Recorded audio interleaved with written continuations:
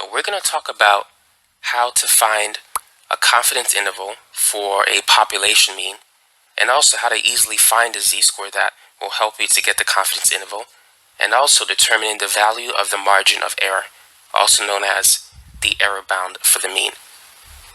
So we're going to work on two example problems to illustrate how to do this.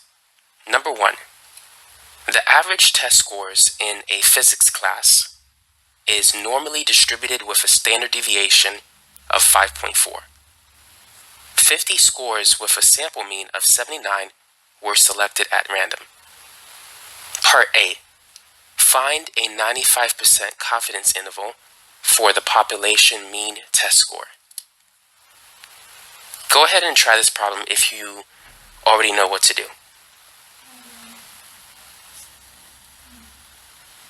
So we're dealing with a normal distribution. And that normal distribution has a population mean.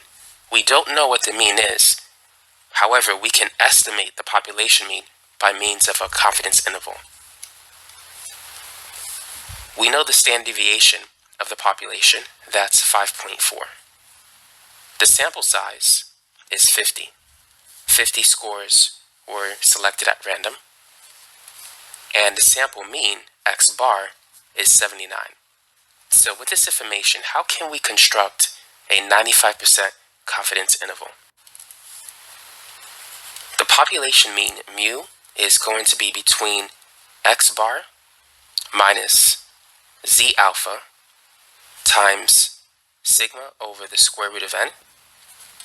And its upper bound is going to be x bar plus z alpha times the population standard deviation divided by the square root of n. The confidence interval is going to range between the lower value, or the lowest value, is going to be x bar minus the EBM, the error bound for the mean, and the highest value is x bar plus EBM. So notice that these two are the same. So therefore, the EBM is what you see here.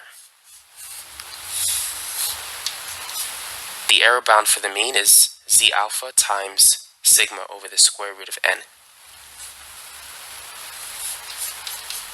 So when writing the confidence interval, it's going to range between x bar plus or minus z alpha times sigma over the square root of n.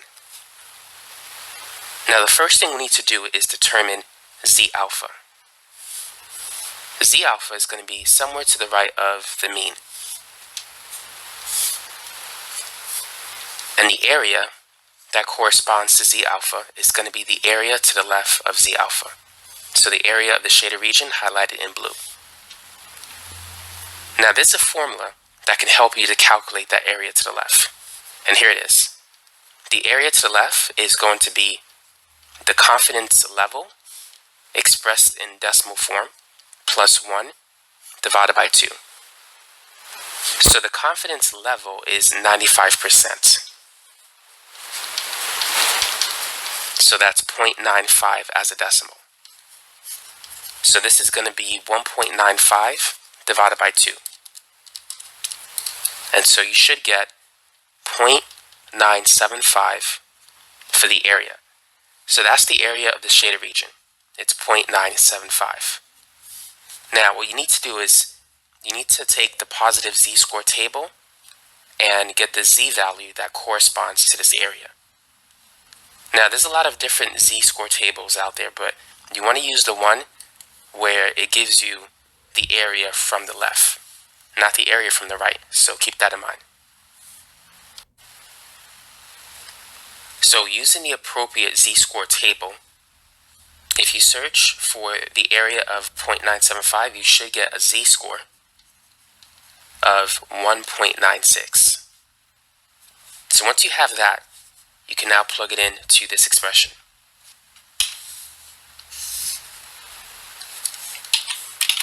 The next thing we need to calculate is the standard deviation of the sample mean, which is going to be the standard deviation of the population divided by the square root of n. So the standard deviation of the population is 5.4. The sample size is 50. So that's going to be 5.4 divided by the square root of 50, and you should get 0.76368 if you round it. So our 95% confidence interval is going to range from, let's see, x bar is 79, and then it's going to be plus or minus z alpha, which is 1.96, times the standard error, or the standard deviation of the sample mean, which is 0.76368. 1.96 times 0.76368, that's 1.4968.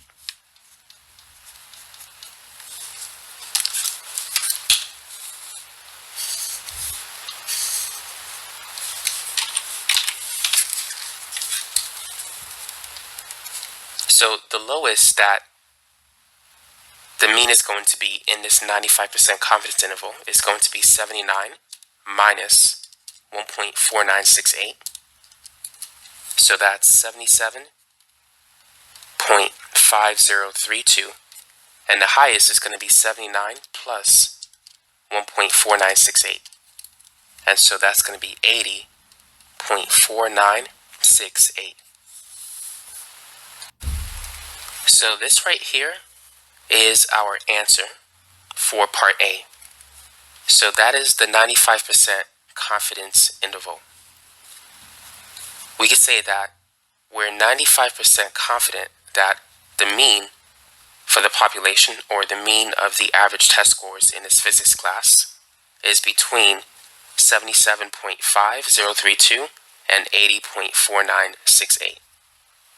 So if we were to take 100 samples, about 95 samples, or at least we expect that 95 samples will have a mean between these two values. The other 5 samples will have a mean outside of those values. So that's the basic idea behind the confidence interval. So we're 95% confident that the mean is going to be between these two numbers.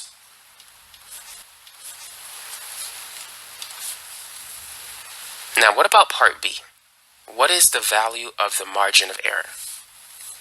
The margin of error, also known as the error bound for the mean in this example, is z alpha times the standard error. So it's 1.96 times the standard deviation of 5.4 over the square root of the sample size. And it's basically going to be this number that you see here. So if you were to type this in your calculator, you should get 1.4968. So that is the error bound for the mean. That is the value of the margin of error.